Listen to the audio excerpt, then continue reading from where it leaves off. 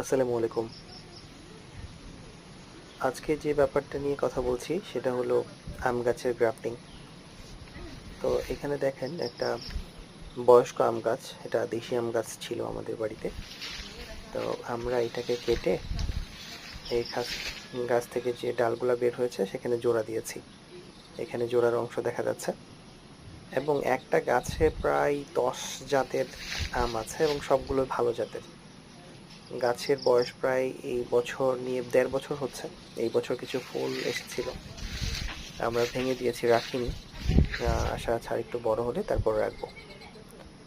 এবং আমাদের আরো কিছু গাছ কাটা হয়েছে, যেমন এটা এবং আরেকটা আছে এই পাশে।